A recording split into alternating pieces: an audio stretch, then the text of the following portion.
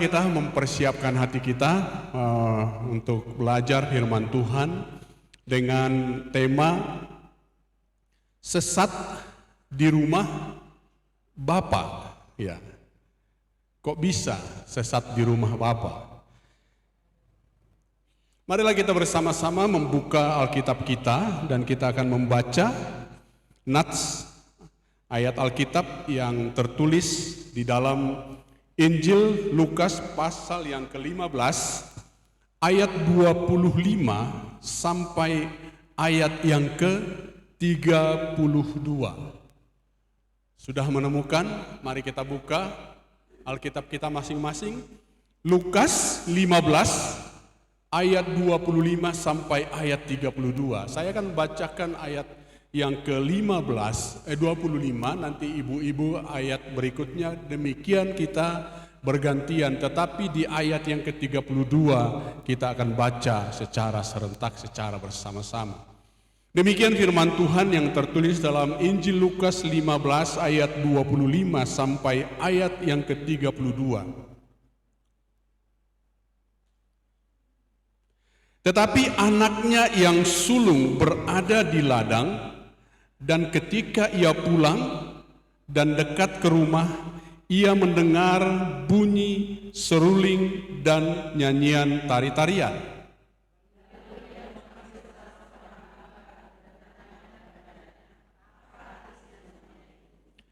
Jawab hamba itu, adikmu telah kembali dan ayahmu telah menyembelih anak lembu tambun, karena ia mendapatnya kembali dengan sehat.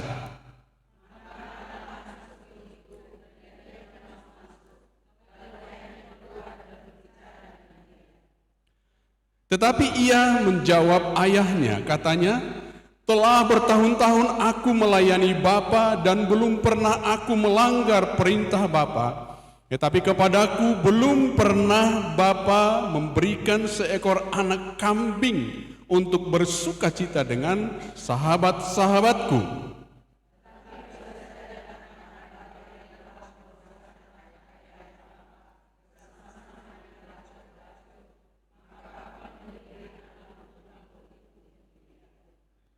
Kata ayahnya kepadanya, anakku, engkau selalu bersama-sama dengan aku, dan segala kepunyaanku adalah kepunyaanmu. Sama-sama, kita patut bersukacita dan bergembira karena adikmu telah mati dan menjadi hidup kembali.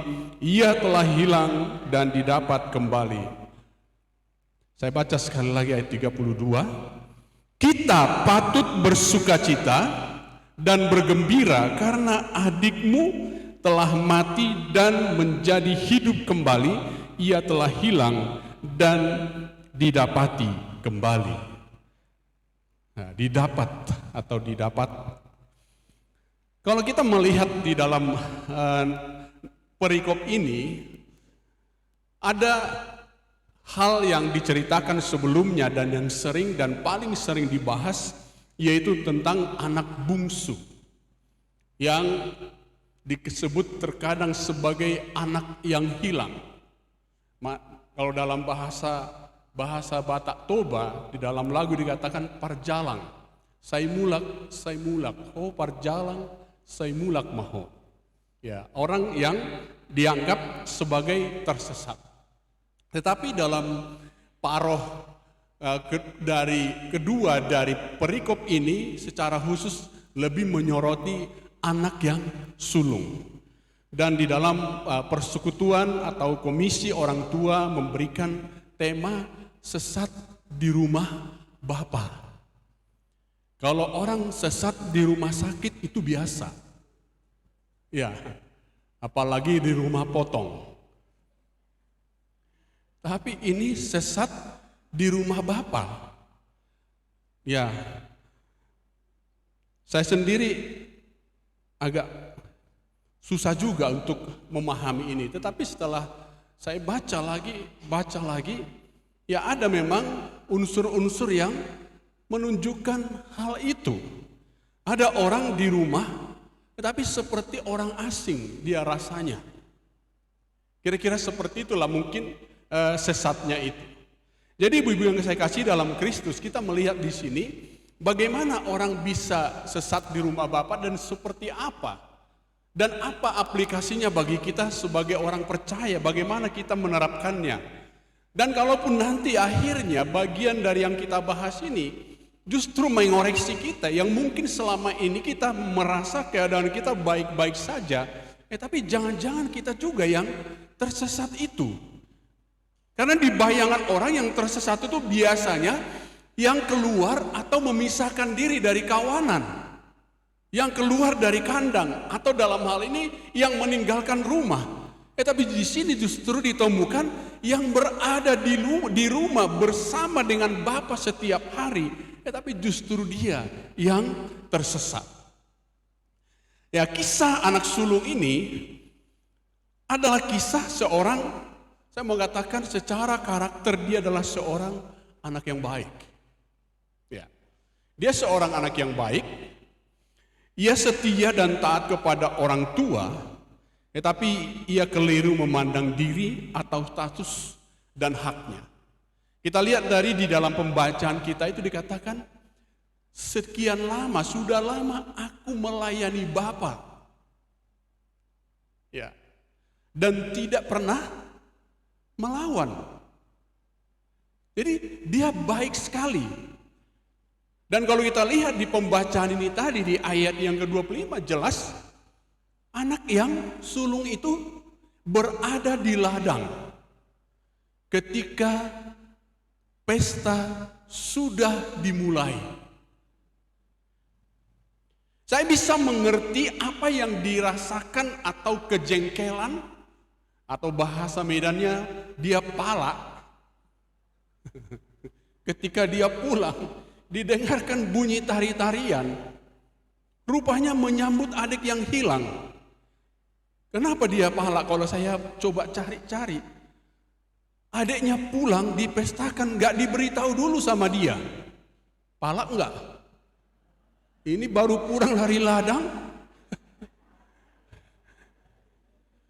menemukan adiknya pakai jubah yang indah. Dia pakai pakaian kerja. Maka dia tidak mau masuk. Merdandi, ya. Itu bahasa Jerman Tobanya, merdandi.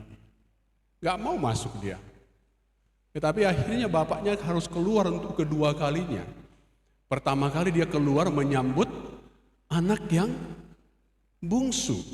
Nah sekarang dia menyambut anak yang sulung. Berarti dua-duanya hilang. Ya.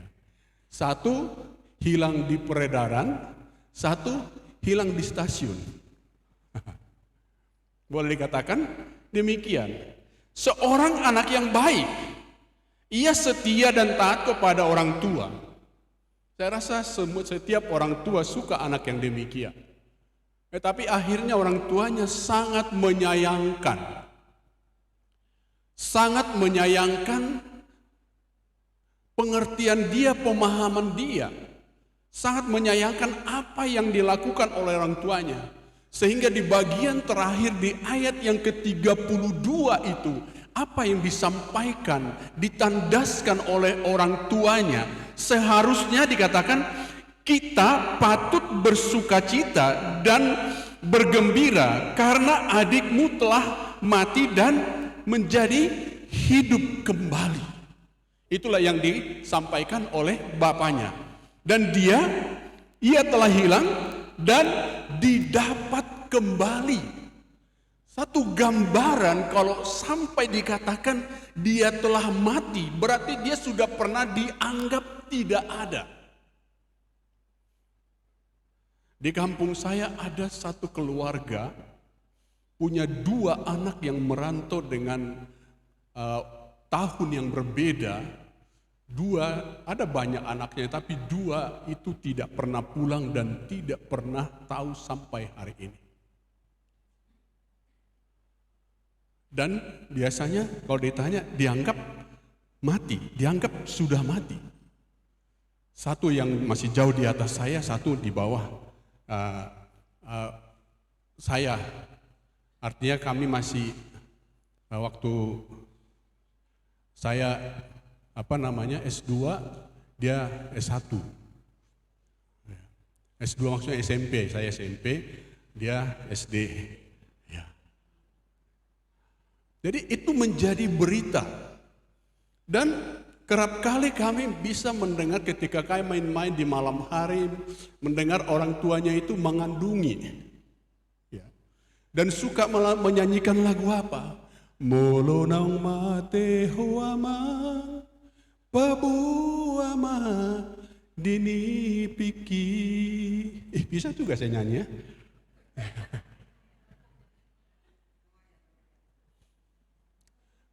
Lagunya itu apa? Diawali lebih 10 tahun dah amang. Lebih dari 10 tahun. Sampai itulah permohonan dia. Kalau engkau sudah mati, beritahulah dalam mimpiku. Jadi kalau orang tua ini berkata dia telah mati dan hidup kembali, saya jadi teringat akan hal itu dan saya lebih mengerti akan hal itu. Dan itu yang dikehendaki oleh bapaknya, dia mengerti oleh anak yang sulung ini. Jadi kalau kita mau melihat di sini, Allah menghendaki, karena dalam konteks ini ada perumpamaan tentang domba yang hilang, ada dirham yang hilang. Jadi kalau kita lihat, untuk mencari satu domba yang hilang, yang ditinggalkan berapa? 99 ekor untuk mencari satu ekor. Untuk mencari dirham yang lain ditinggalkan sampai seolah-olah yang 99 domba ini tidak lebih berharga dari yang satu ekor. Apakah seperti itu? Dalam arti penilaiannya, menghitung harganya. Saya katakan tidak. Kalau kita punya uang banyak tapi kita merasa ada yang hilang walaupun 5.000 di antara 2 juta, dicari tidak? Dicari. Apakah ada orang punya anak banyak, kalau mati satu tertabrakan dia mengatakan nggak apa-apa masih banyak anakku? Nggak ada. Kalau dia masih waras ya. Artinya dari semua itu apa? Tidak ada yang menghendaki satu pun yang hilang. Kenapa ditinggalkan 99 mencari yang satu? Supaya jangan ada seekor pun yang hilang. Bukan berarti yang ditinggalkan itu lebih murah nilainya daripada yang seekor. Dan inilah sukacita, itulah jawaban hamba yang ditanya oleh anak sulung ini. Apa arti semuanya ini? Adikmu telah pulang dan ayahmu membuat pesta karena ditemukan dia kembali dalam keadaan sehat. Diberitahu dia pulang dalam keadaan sehat, bukannya senang. Jadi kalau kita melihat di sini dari 3 perumpamaan dalam satu pasal dari Lukas pasal yang ke-15 ini, berarti apa? Allah menghendaki supaya yang tersesat kembali ke dalam kawanan. Ia menghendaki supaya semua orang bertobat dan berbalik kepadanya. Di dalam Yohanes pasal yang ke-10 ayat 14 sampai ayat yang ke-16, di sana dikatakan, akulah gembala yang baik dan aku mengenal domba-dombaku dan domba-dombaku mengenal aku. Sama seperti Bapa mengenal aku dan aku mengenal Bapa dan aku memberikan nyawaku bagi domba-dombaku. Tapi perhatikan ayat yang ke-16. Boleh kita baca sama-sama di Alkitab ibu masing-masing atau lihat di layar. 1, 2, 3. Ada lagi padaku domba-domba yang lain yang bukan dari kandang ini. Domba-domba itu harus kutuntun juga, dan mereka akan mendengarkan suaraku, dan mereka akan menjadi satu kawanan dengan satu gembala. Ada lagi padaku domba-domba lain. Ya, secara konteks ini Yesus sedang berbicara tentang orang Israel sebagai umat pilihan Allah, sebagai domba gembalaan Allah. Tapi Yesus mengatakan ada juga domba-domba lain yang harus dikembalakan kalau mereka mau datang. Dan di sini dikatakan menjadi satu kawanan dengan satu gembala. Itu yang dikehendaki oleh Tuhan. Itu yang dikehendaki oleh Bapa Surgawi. Dan itulah sebenarnya yang terjadi dalam kisah ini, sehingga ayah mereka membuat pesta itu, saya kira itu dalam perintahnya kepada hamba-hambanya dilakukan itu dengan tergesa-gesa atau dengan segera, sehingga tidak sempat diberitahu kepada anak sulung. Tidak sempat diberitahu kepada anak sulung.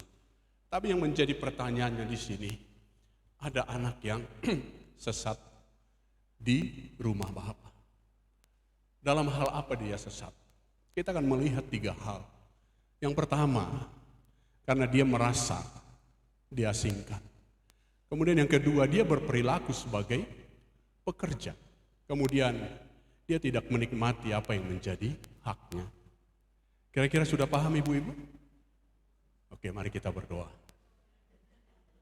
Kalau sudah paham, apalagi mau dilanjutkan? Oke. Yang pertama, merasa diasingkan. Sehingga dia cemburu kepada adiknya. Seperti saya katakan tadi, dibuat pesta dia tidak tahu. Bahkan yang dipestakan ini adalah anak yang sudah menerima warisannya. Dan dia pulang dengan kumal. Lalu diberikan jubah yang indah, dibuat pesta menyembelih lembu tambun. Kita lihat kembali pasal ayat 25 sampai ayat yang ke 28 bagian awal.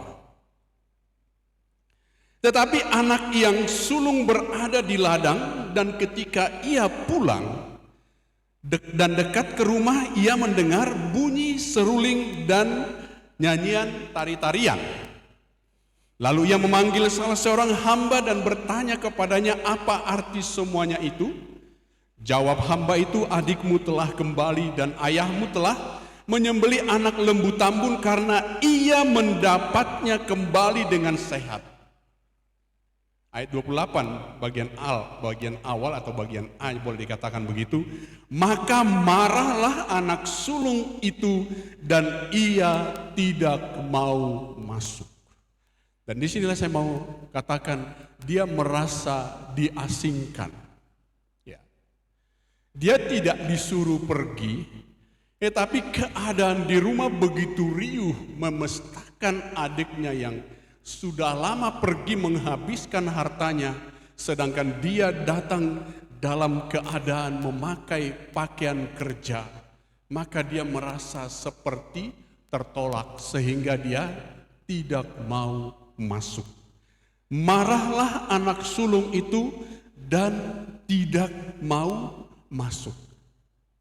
Seharusnya anak sulung ini merindukan agar anak bungsu, yang dalam hal ini adiknya sendiri, ditemukan dan kembali ke rumah. Seharusnya. Ya barangkali dia tidak sayang adik. Belum tentu. Mungkin juga dia sayang, tapi dia mungkin kecewa. Karena apa? Mungkin orang tua mereka masih sehat, dia kok minta dibagi warisan. Itu tidak lazim. Seharusnya anak sulung ini merindukan agar anak yang bungsu adiknya kembali, adiknya ditemukan dan kembali ke rumah dalam keadaan apapun. Kalau dia pulang seperti perantau yang berhasil, ya nggak usah heran kalau dia juga ikut senang. Tapi kalau pulang dengan tidak punya apa-apa, dengan baju yang kumal, karena kita tahu gambarannya anak bungsu ini dia menjaga ternak babi. Makanan yang seharusnya untuk babi pun mau dimakan, dia tidak dikasih sampai dia mengatakan aku melarat. Sebenarnya anak bungsu itu mau pulang, sudah rela dia untuk dijadikan hamba. Dia sadar akan kemelaratannya, dia sadar akan kesalahannya, dia sadar akan ketidaklayakannya. Tetapi karena Bapa menghendaki seperti Bapa di sorga yang menghendaki supaya semua orang selamat, Bapak itu selalu menunggu-nunggu sehingga ketika anak itu datang, bapaknya duluan yang mendapatkan dia. Bukan ditunggu lalu dimarahi. Biasanya orang tua, kalau anaknya tidak bisa dibilangi jatuh, dimarahi dulu baru diobati, bukan? Ya, dimarahi dulu baru diobati. Jadi kalau ke depan berubahlah ya, obati dulu baru marahi ya. Ini tidak dimarahi tapi dirangkul. Dan anaknya bilang apa? Aku tidak layak lagi disebut sebagai anak. Jadikanlah aku hamba.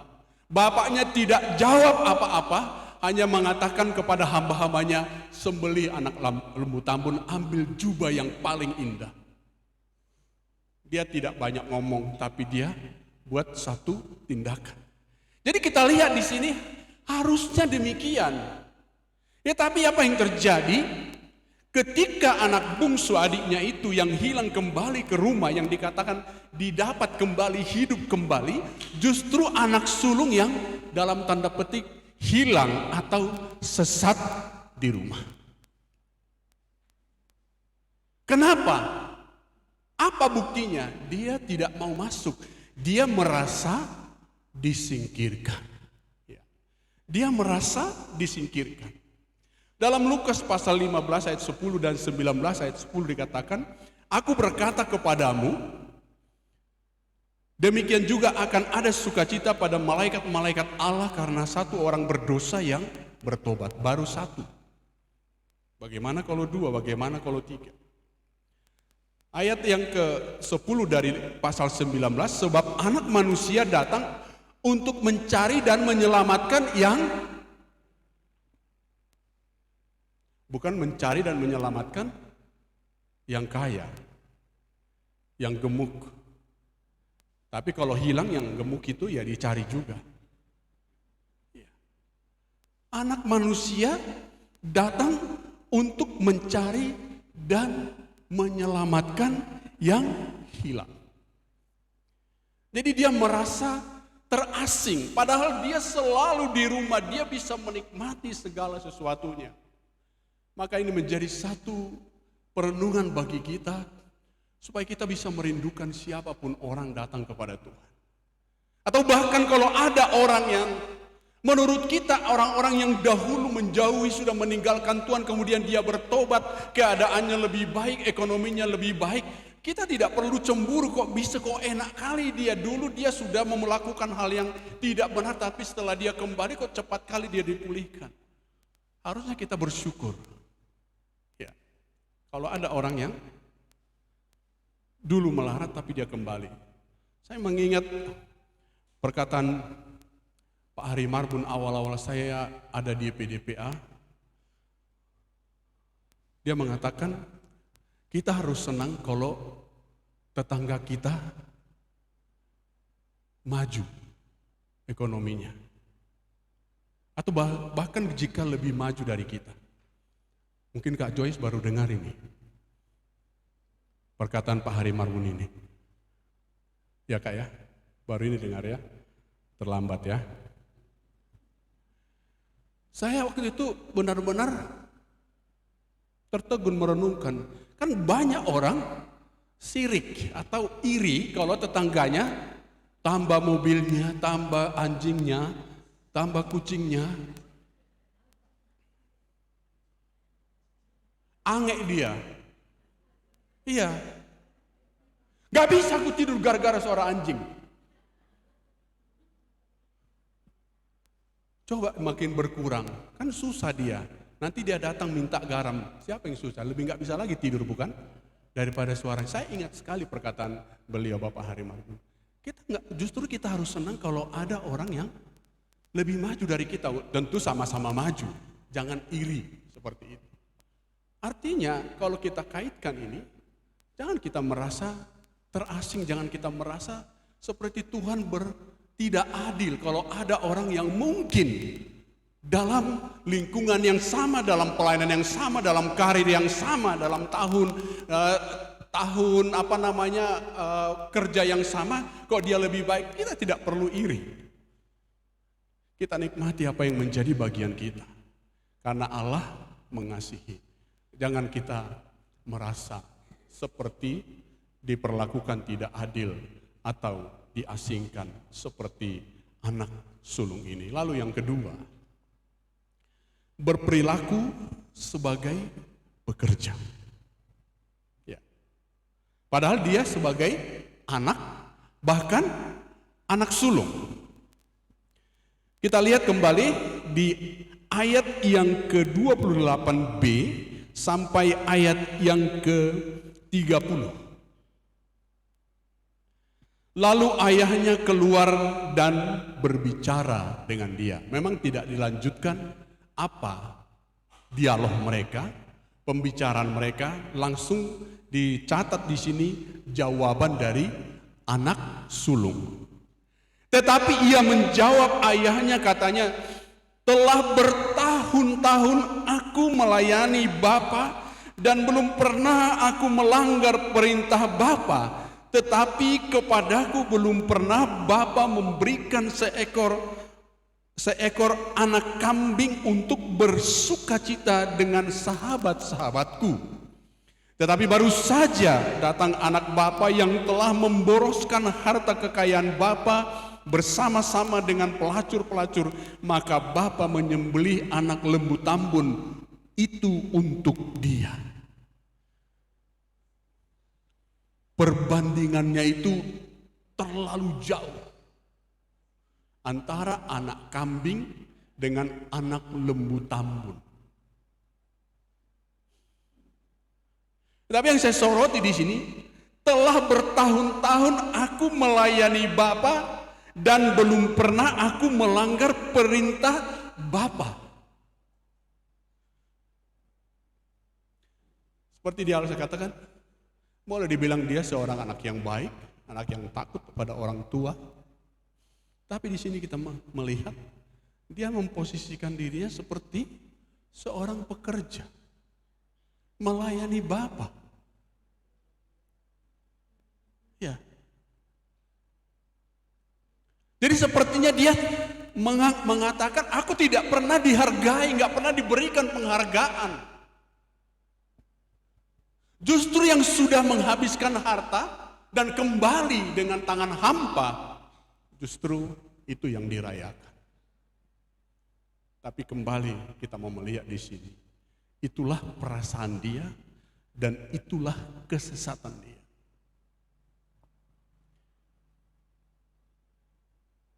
Kenapa? Tunggu disembelih, sembelih sendiri kenapa rupanya? Tapi itulah dia merasa sebagai pekerja, menempatkan diri sebagai pekerja. Artinya anak sulung ini bekerja layaknya seorang pekerja upahan, bukan sebagai pemilik atau ahli waris. Ya. Bukan sebagai pemilik atau ahli waris. Dan itu sebabnya kita sendiri sebagai orang percaya, kita harus merasa diri kita juga sebagai ahli waris, karena itu yang dikatakan oleh Alkitab. Supaya kalau kita melayani, jangan hitung-hitungan. Ya. Jangan hitung-hitungan. Seperti Petrus, Tuhan kami sudah meninggalkan segala sesuatu mengikuti Engkau, apa yang menjadi upah kami? Padahal setelah saya temukan dalam Alkitab, belum ditinggalkan segala sesuatu. Masih ada perahunya. Iya. Setelah Yesus bangkit, dia nangkap ikan lagi kan? Berarti masih ada perahunya. Petrus bisa aja, memang namanya orang impulsif itu kan, meledak-ledak gitu. Yang ngomong dulu baru mikir. Tapi apa kata Yesus? Itu akan menggantikan. Selain daripada di dunia ini, dan kamu akan mendapatkan kerajaan surga. Jadi jangan sampai yang kita cari adalah hanya untuk kebutuhan saat ini, berkat saat ini. Paulus mengingatkan apa di dalam 1 Korintus 15. Jikalau kita hanya dalam hidup ini saja, untuk memikirkan hidup saat ini saja, percaya kepada Kristus, kita adalah orang-orang yang paling malang dari antara manusia. Dan dia merasa sebagai hanya pekerja. Dalam Roma 8 ayat 17 dan 1 Yohanes 3 ayat 2. Dan jika kita adalah anak, maka kita juga adalah ahli waris. Maksudnya orang-orang yang berhak menerima janji-janji Allah yang akan menerimanya bersama-sama dengan Kristus, yaitu jika kita menderita bersama-sama dengan Dia, supaya kita juga dipermuliakan bersama-sama dengan Dia. Jadi jikalau kita adalah anak, maka kita juga adalah ahli waris. Jadi kita tidak lagi melayani berapa yang kudapat. Dan selalu diulang-ulangi di yayasan ini bahwa pelayanan itu sesungguhnya harus kita lakukan sebagai ucapan syukur. Apalagi di atasnya itu. Profesional itu sudah bagus. Kalau orang melakukan sesuatu sebagai profesional itu sudah bagus. Tapi di atasnya itu lebih luhur kalau orang melakukan sesuatu sebagai ucapan syukur. Berarti tanpa pamrih. Kalau orang profesional pasti diikuti dengan hitung-hitungan. Kalau dia melakukannya dengan baik, melebihi target, apa yang diharapkan? Insentif. Tapi kalau sebagai ucapan syukur, mau dapat berapa, mau dapat lebih banyak, tetap dihitung sebagai ucapan syukur. Tidak mengatakan itu karena apa? Ahli waris. Oh, kita kan masih di dunia. Yang bilang sudah di sorga siapa? Maka Yohanes mengatakan dalam suratnya 1 Yohanes 3 ayat 2, saudara-saudaraku yang kekasih, sekarang kita adalah anak-anak Allah, tetapi belum nyata apa keadaan kita kelak. Belum nyata. Akan tetapi kita tahu bahwa apabila Kristus menyatakan dirinya, kita akan menjadi sama seperti Dia, sebab kita akan melihat Dia dalam keadaannya yang sebenarnya. Jadi secara kasat mata dalam kehidupan ini, kita sepertinya tidak ada bedanya dengan dunia di sekitar kita, orang-orang yang belum percaya. Kita masih menikmati panas matahari yang sama. Kalau hujan turun juga kita kena hujan. Tapi apa bedanya? Kelak. Kalau Kristus menyatakan dirinya. Jangan sampai kita ikut ibadah, ikut PA segala macam melayani. Tapi orientasinya hanya dalam hidup saat ini saja. Tadi pagi saya mendapatkan satu postingan video. Lagunya itu kalau bunyi sangkakala tapi yang versi bahasa Inggris. When the roll is called yonder, yang dinyanyikan Gaither. Jadi saya melihat dalam video itu bagus sekali cara membuat videonya. Cuman yang saya agak sedikit tertawa dan wanti-wanti juga gitu. Jadi ada banyak orang yang terangkat. Rupanya video itu dibuat sudah mengikuti mengikuti teknologi modern. Jadi ketika Yesus datang, ada yang foto-foto. Waktu Yesus turun dari surga. Yang mau saya sampaikan kepada ibu-ibu, ya sekaligus sebagai peringatan. Jangan-jangan dia hanya moto, nggak ikut terangkat pikirku. Jadi kalau Yesus datang nanti jangan foto ya. Langsung tinggalkan aja HP-nya, biar terangkat daripada hanya tinggal fotonya nanti. Saya pikir Yesus kagum mereka. Lalu memang tidak semua, lalu ada seorang spontan difoto. Jangan-jangan kau nanti nggak terangkat dalam hatiku. Tapi kalau langsung saya bilang, kalau nanti Yesus datang saya tidak mau foto. Saya langsung ketemu aja. Karena apa? Menjadi serupa dengan Dia. Kalau difoto aja nggak menjadi serupa kita dengan Dia. Karena itu menjadi tujuan kita. Dan bagaimana hal itu bisa terjadi? Kalau kita sadar kita sebagai anak. Dan kalau kita sadar kita sebagai anak, berperilakulah sebagai anak, sebagai seorang anak ketika melakukan sesuatu. Apakah Bapak di dunia ini akan kecewa kalau anaknya bekerja lalu hitung-hitungan? Pasti. Berapa gajiku? Loh, emangnya kau digaji? Loh, karyawan aja digaji, emangnya kau karyawan? Ya sudah, kalau kamu mau seperti karyawan, kalau mau, udah tinggallah di luar. Tidak ada. Anak kalau bekerja, harus sebagai pemilik. Sedangkan karyawan-karyawan biasa saja, kenapa selalu ditekankan, dimotivasi? Kita harus memiliki apa? Sense of belonging. Artinya apa? Rasa memiliki. Jadi seorang karyawan ketika dia bilang kita rasa memiliki, lalu dia bawa mobil bosnya ke rumah. Dia supir. Jadi dia bawa mobil bosnya, bawa ke rumahnya sendiri. Loh kenapa? Saya harus memiliki sense of belonging. Nah itu bukan gitu penerapannya. Tapi seriusnya bekerja itu. Bukan hanya nanti kalau perusahaan ini bangkrut, saya mau kemana kerja? Bukan, saya harus bekerja sepertinya saya, seolah-olah saya pemiliknya. Jangan seperti inilah kesesatan kedua dari anak ini. Kalau kita melihat dalam perumpamaan di Matius 21, di situ ada tentang anak sulung dan anak bungsu juga. Tapi saya tidak catat di sini, saya hanya teringat saja. Kepada anak sulung dikatakan apa? Pergilah ke ladang untuk mengerjakan ladang kita. Anak sulung bilang, oh iya aku pergi, tetapi dia tidak pergi. Anak yang kedua katakan, pergilah aku tidak mau pergi, tapi dia menyesal lalu pergi. Apa pesan Yesus kepada orang-orang Farisi? Pemungut cukai dan perempuan-perempuan berdosa akan mendahului kamu. Itu dia katakan. Yohanes datang, kamu tidak bertobat. Sedangkan mereka mendengarkan khotbah, mereka bertobat.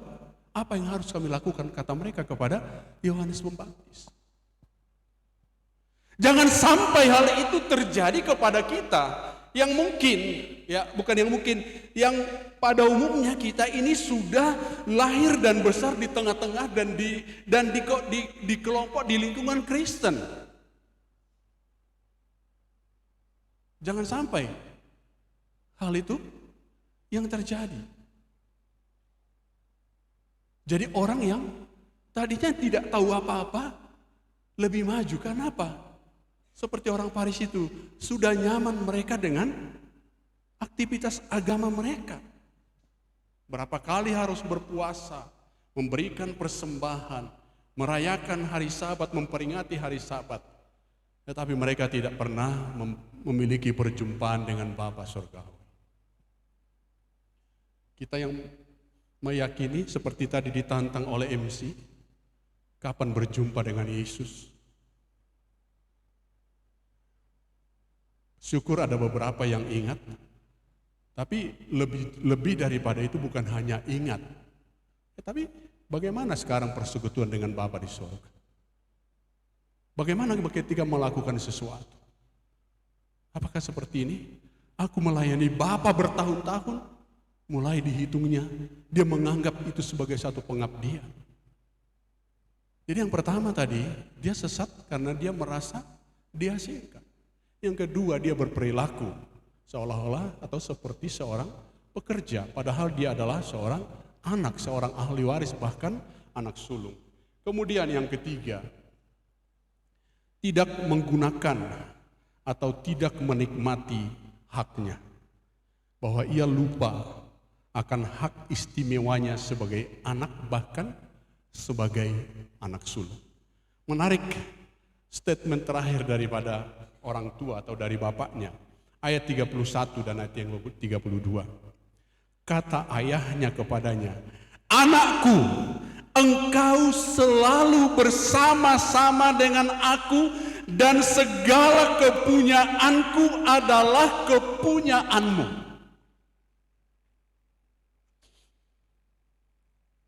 Jelas, clear semua.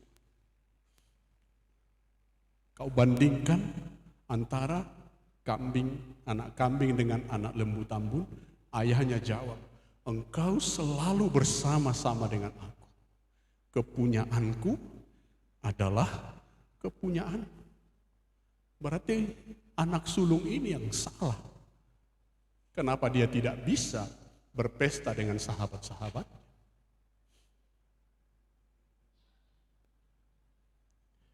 Kita patut bersuka cita dan bergembira karena adikmu telah mati dan menjadi hidup kembali. Ia telah hilang dan didapat kembali. Akhirnya apa? Ayahnya ini mengajak, ayo kita bersuka cita bersama. Saya yakin, meskipun ini perumpamaan, andai kata ini real, pasti dia akan pulih hatinya. Karena dia disadarkan, diingatkan, segala kepunyaanku adalah kepunyaanmu, kata bapaknya kepadanya. Kita patut bersuka cita. Kita patut bersuka cita.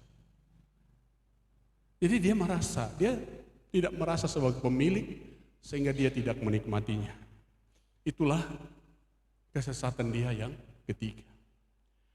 Sebagai penghuni sekaligus pemilik, anak sulung ini berhak menggunakan dan menikmati segala sesuatu yang ada di rumah bapaknya. Dia berhak.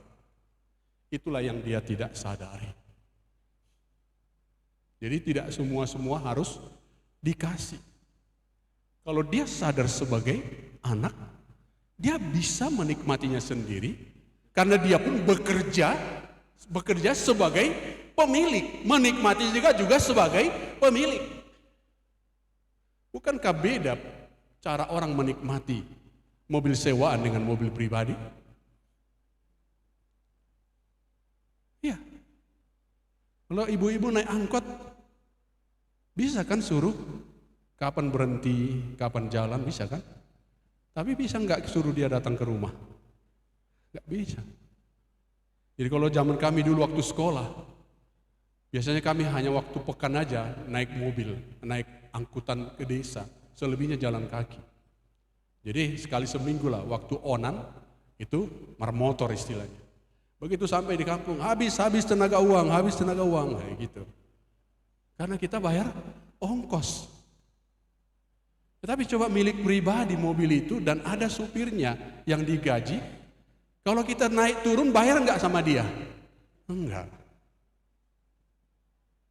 Dia bisa menggunakannya, dia bisa berhenti di mana, mau ke mana, mau disuruh ke kiri, ke kanan, bisa. Tapi kalau naik angkot bisa nggak? Oh lewat sana aja bang, bisa nggak?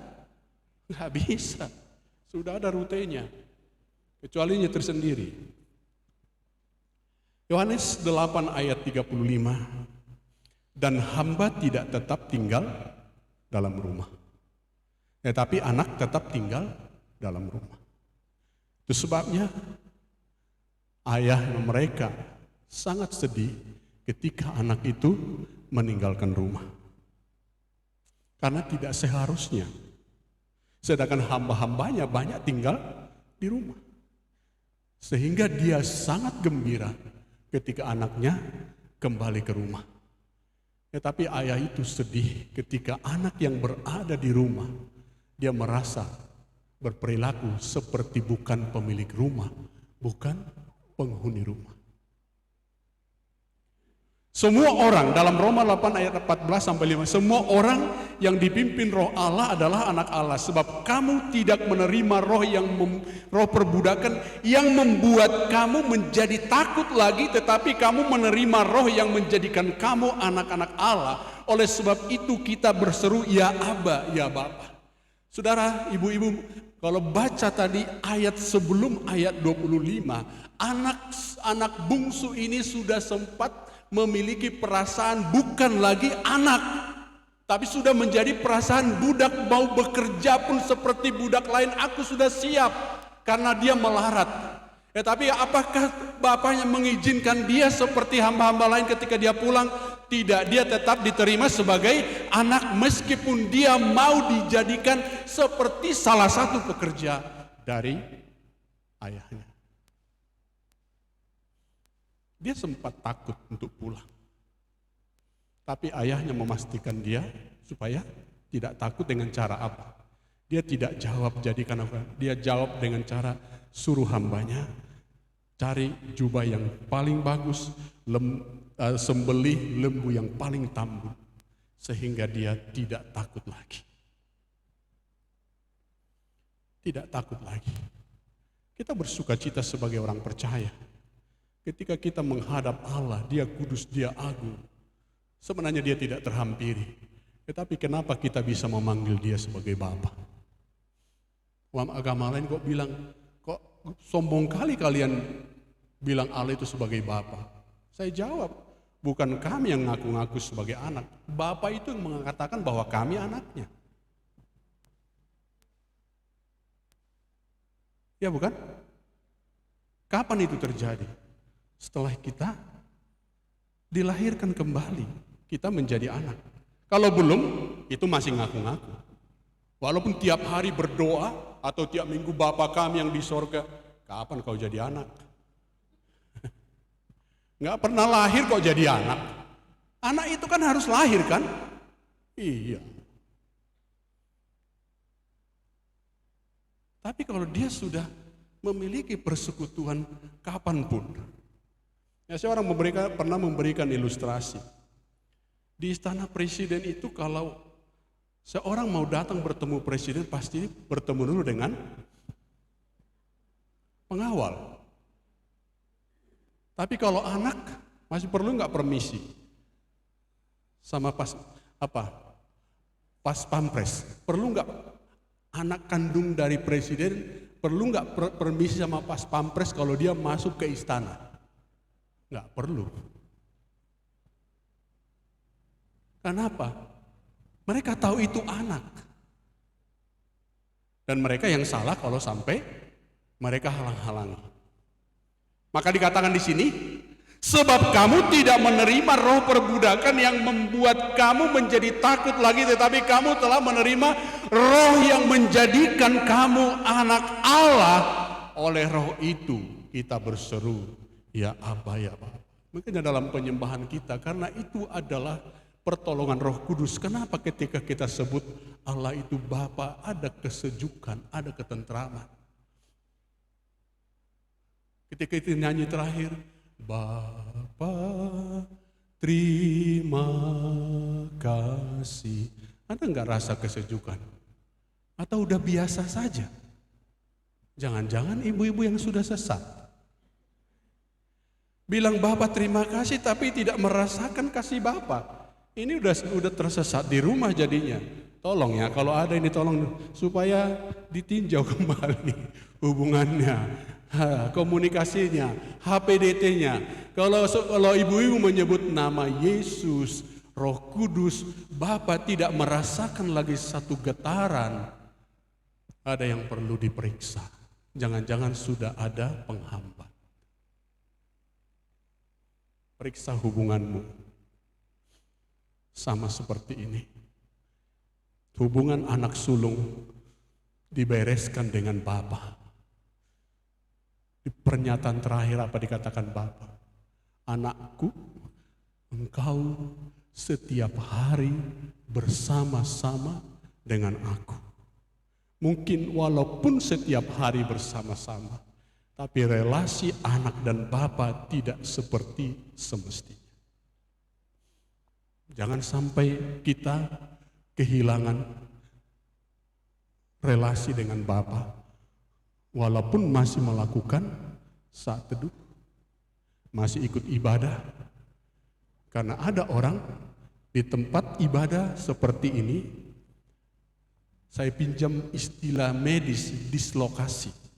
Dislokasi itu sebenarnya kalau ada tulang atau sendi yang keluar dari tempatnya, tapi dislokasi yang dimaksud di sini, ada orang dia menyanyikan nyanyian rohani, tapi pikirannya ke kompor di rumah.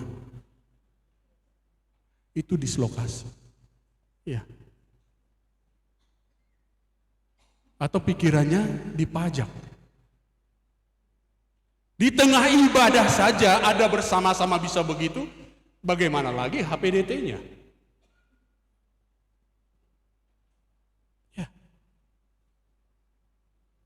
Makanya saya selalu punya komitmen. Jangankan ibadah, melakukan tugas mimpin PA ngajar, saya tidak mau handphone saya mengganggu saya. Mobile data saya matikan, suara saya silent, lalu layar saya tutup. Tapi saya tidak pernah mengabaikan panggilan orang. Saya sudah selesai, saya beritahu ini. Dan itu kan terbiasa. Jangan saudara takut dianggap mengabaikan panggilan, sehingga saat ibadah pun, saat teduh pun. Saya mau tanya, pertama kali buka handphone pagi hari, yang menggunakan handphone menjadi dari situ bahan saat teduhnya, saya mau tanya, saat teduhnya duluan atau buka sosial media dulu? Bertobatlah. Berarti ibu-ibu tidak seharusnya menggunakan handphone untuk menjadi sarana saat teduh. Kalau tidak bisa menguasai diri, karena tidak bisa kita hindari, pasti masuk pesan itu ketika kita buka, bukan? Kita memutuskan mana duluan. Kalau tidak bisa, pakai sarana yang lain, yang tertulis. Ya. Kalau tidak menguasai gadget kita saat, silakan mau pakai handphone Alkitabnya silakan. Tapi jangan sampai itu mengganggu, ada panggilan. Oh ya lagi ibadah, oh rohani sekali dia. Saya bilang bukan rohani, tidak menghormati hadirat Tuhan. Bersama-sama dengan Bapa, tapi tidak ada relasi dengan Bapa. Ya, besok kan terlambat. Putuskanlah sekarang. Itulah kata lagu tadi kan. Ibu-ibu sebagian besar saya lihat tadi, saya dengar tahu lagu itu ya. Ya, saya juga tahu karena saya usianya sudah di bawah 80. Di bawah 100 lagi ya. Masa cuma kecil kali 80 ya. Esok kan terlambat. Kalau masih Tuhan berikan kesempatan beribadah, nikmati ibadah saat ini. Jangan nanti udah nggak bisa datang, aku pingin tapi udah nggak bisa. Waktu bisa main-main, waktu bisa nggak serius, kehilangan relasi dengan Bapa. Ingat perkataan ini, kepunyaanku adalah kepunyaan. Karena itu kita harus bersukacita dan menyambut kalau ada yang hilang atau tersesat ditemukan kembali. Kita rangkul mereka. Dan kalau kita bekerja untuk Tuhan, di mana kita sebagai pekerja sekaligus juga sebagai pemilik, karena kita anak sebagai ahli waris. Karena itu marilah kita tetap tinggal dan bersekutu dengan Bapa dan menikmati segala kebaikannya. Kita baca ayat yang sudah kita baca tadi, tapi saya tambahkan untuk kita baca di ayat yang ketiga dari 1 Yohanes 3, ayat yang kedua ditambah ayat yang ketiga. Saya akan baca ayat yang kedua, ayat yang ketiga kita baca sama-sama. Saudara-saudaraku yang kekasih, sekarang kita adalah anak-anak Allah, tetapi belum nyata apa keadaan kita kelak. Akan tetapi kita tahu bahwa apabila Kristus menyatakan dirinya, kita akan menjadi sama seperti Dia, sebab kita akan melihat Dia dalam keadaannya yang sebenarnya. 1, 2, 3. Setiap orang yang menaruh pengharapan itu kepadanya menyucikan diri sama seperti Dia yang adalah suci. Kalau ibu-ibu menaruh pengharapan ketika Yesus datang kembali nanti aku bertemu dan menjadi sama dengan Dia, apa yang kita lakukan? Kita harus menyucikan diri sama seperti Dia yang adalah suci. Amin. Kita berdoa.